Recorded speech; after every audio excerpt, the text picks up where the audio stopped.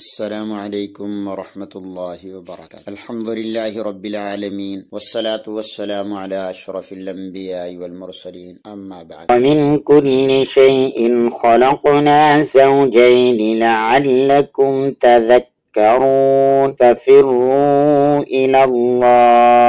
تمام تعریفیں اس خالق اور مالک کی ہیں جس نے ہر چیز کے جوڑے جوڑے پیدا فرمائے۔ اسی طرح انسان میں اللہ رب العزت نے مرد اور عورت کی شکل میں جوڑا جوڑا پیدا فرمایا ہے۔ اسلام دین فطرت ہے اور دین اسلام نے فطرت کے اصولوں پر انسان کی افزائش و نمو کی اہمیت کو اجاگر کیا ہے۔ قرآن کریم میں نکاح یعنی رشتہ ازواج، بچوں کی شادی کے طریقہ کار اور مسائل کے حل کو بڑی تفصیل کے ساتھ بیان کیا ہے۔ نکاح کے متعلق قرآن کریم میں ارشاد باری تعالی ہے، جس کا مفہوم یہ بنتا ہے کہ تم اپنے مردوں اور عورتوں میں سے ان کا نکاح کر دیا کرو جو نکاح کی عمر ہو جانے کے باوجود ازدواجی زندگی کے بغیر رہ رہے ہوں۔ سورۃ النور کی آیت کا مفہوم میں نے آپ کے سامنے رکھا۔ اس آیت کریمہ کی روشنی میں اگر ہم دیکھیں، اسلام جو دین فطرت ہے وہ معاشرے کو پاکیزہ رکھنے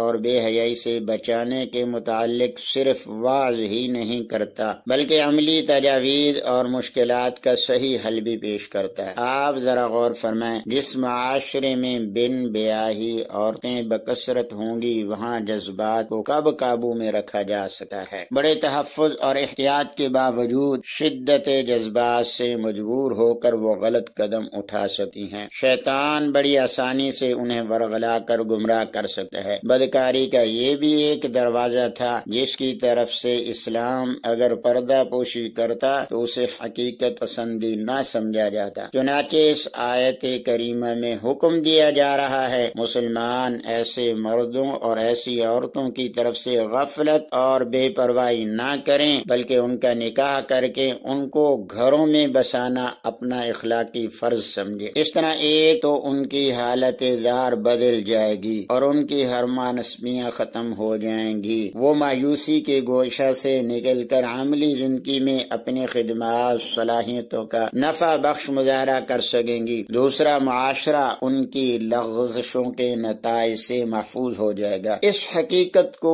حضور نبی کریم صلی اللہ علیہ وسلم نے اس طرح واضح فرمایا، اے نوجوانوں کے گروہ، تم میں سے جو طاقت رکھے وہ ضرور شادی کرے، کیونکہ شادی کرنا اس کی نگاہ کو پاک کر دے گا اور اس کو گناہ سے بچا لے گا، اور جو شادی کرنے کی طاقت نہ رکھتا ہو اسے چاہیے کہ وہ روزے رکھے۔ سبحان اللہ۔ امام الانبیاء صلی اللہ علیہ وسلم نے بھی معاشرے میں بے حیائی کو جڑ سے اکھاڑنے کے لیے متعدد مقامات پر نکاح کی اہمیت کو بیان کیا۔ حضرت انس بن مالک رضی اللہ تعالیٰ عنہ سے روایت ہے، امام الانبیاء صلی اللہ علیہ وسلم نے ارشاد فرمایا، جس نے نکاح کیا اس نے اپنا آدھا دین محفوظ کر لیا اور بقیہ آدھے دین کے معاملے میں اللہ سے ڈرے۔ اور تمام والدین کی ذمہ داری بنتی ہے جب بھی بچہ اور بچی بالغ ہو جائیں، شادی کی عمر کو پہنچ جائیں، ان کے رشتے کرنے میں دیر نہیں کرنی چاہیے۔ والدین کی بچوں کی بلوغت کے بعد اولین ترجیح ان کے لیے اچھے رشتوں کا انتظام ہونی چاہیے۔ اچھے رشتوں میں سب سے بنیادی چیز دینداری ہونی چاہیے، باقی مال، دولت، شہرت یہ ثانوی چیزیں ہیں۔ اس مختصر سی تمہید کے بعد اب اصل بات کو سمجھیں کہ والدین بچے اور بچیوں کا رشتہ کرنا چاہتے ہیں، اس کے لیے رشتے دیکھنا بھی شروع کر دیے ہیں، لیکن رشتہ ہو ہی نہیں رہا۔ اول رشتہ ملتا نہیں اور اگر مل جائے تو بات فائنل ہونے سے پہلے ہی ختم ہو جاتی ہے یا پھر درمیان میں لٹک جاتی ہے،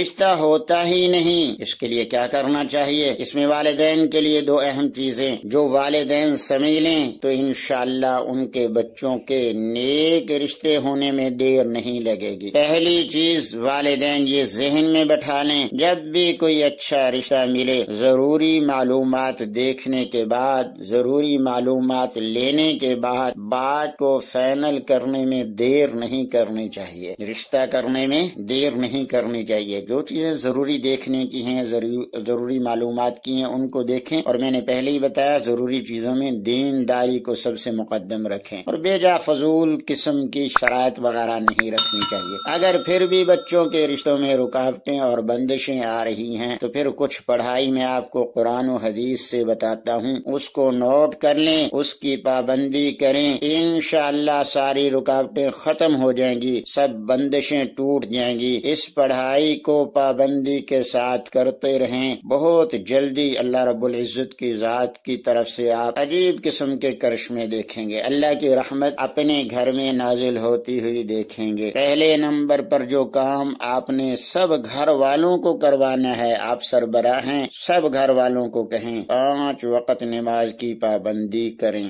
نمازی آدمی جب نماز پڑھتا ہے اللہ کی رحمت اس پر ہوتی ہے، اور جو بندے اور بندیاں نماز نہیں پڑھتے ان پر اللہ کی لعنت ہوتی ہے۔ جب ہم نماز ہی نہیں پڑھیں گے پھر جتنے مرضی وظیفے کر لیں پڑھ لیں ان کا کوئی اثر نہیں ہوگا۔ یہاں پر میں آپ کو ایک حدیث کا مفہوم بتاتا چلوں تاکہ آپ کو پتہ چلے یہ بے نمازی ہونا کتنا بڑا جرم ہے جس کو آج ہم نے کوئی گناہ ہی نہیں سمجھ رکھا۔ آپ صلی اللہ علیہ وسلم کی مبارک حدیث ہے من ترک الصلاۃ متعمدا فقد کفر، جس کا ترجمہ یہ بنتا ہے جس نے قصدن نماز چھوڑی اس نے فعل کفر کیا، یعنی نماز ترک کرنا اور نہ پڑھنا یہ کافروں کا فعل ہے، مسلمانوں کا فعل ہی نہیں۔ آج مسلمان نماز ہی نہیں پڑھ رہے، آج مسلمان نماز کے قریب ہی نہیں جاتے، بچے اور بچیاں سارا دن ٹیلی ویژن پر گانوں پر غلط چیزوں میں اپنے وقت کو برباد کر دیتے ہیں، نماز پڑھنے کے لیے قرآن پڑھنے کے لیے وقت نہیں۔ اب آپ خود سوچیں جو بندہ وظیفے پہ وظیفے تو پڑھتا جائے اور نمازوں کا خیال نہ کرے اس کے وظیفے کیا اثر دکھائیں گے۔ اس لیے میں کہتا ہوں تمام وظائف اور پڑھائیوں کے اثرات کا تعلق ہماری نمازوں سے بہت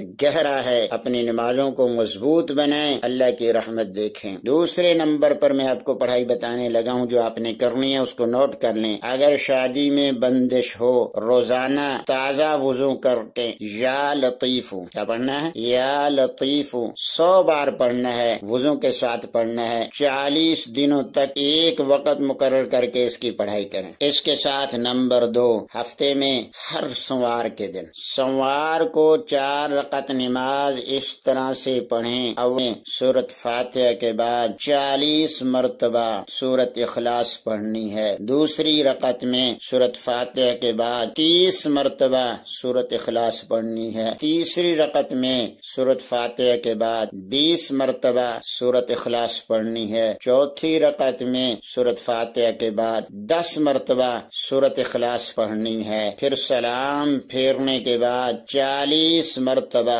آپ نے سورۃ اخلاص پڑھنی ہے، اور پھر 75 دفعہ 75 مرتبہ اللہم اغفر لی یہ پڑھنا ہے، 70 مرتبہ درود ابراہیمی پڑھیں۔ ہر ہفتے میں پیر کے دن یہ عمل کریں، اور 7 پیر یہ عمل کرنا ہے، بہت مجرب اور زبردست عمل ہے۔ خواتین کے جو ایام کے دن ہوں گے ان دنوں میں یہ پڑھائی نہیں کرنی، جتنی پڑھائی پہلے کی ہوگی اس کو نوٹ کر لینا ہے، ایام کے دنوں کے چھوڑ کر، پھر جب نماز پڑھنے کے دن آئیں گے بقیہ دن بعد میں پورے کر لینے ہیں۔ تیسرے نمبر پہ سورۃ الممتحنہ 28ویں پارے کی سورت ہے، روزانہ 1 مرتبہ پڑھیں، اللہ رب العزت سے دعا کریں، پابندی کے ساتھ انشاءاللہ یہ عمل 40 دن نہیں کر پائیں گے، اللہ کے حکم سے نیک اور اچھے رشتے آئیں گے۔ اس کے ساتھ ساتھ ایک بات اور کرتا جاؤں، ہمارے گھروں میں سکون نہیں ہوتا، اس کے لیے بھی اسی چیز سے جڑی ہوئی چیز میں بتاتا جاتا ہوں، جن کی شادیاں ہوئی ہوئی ہیں وہ بھی، جن کی شادیاں نہیں ہوئی وہ بھی پڑھ سکتے ہیں۔ ربنا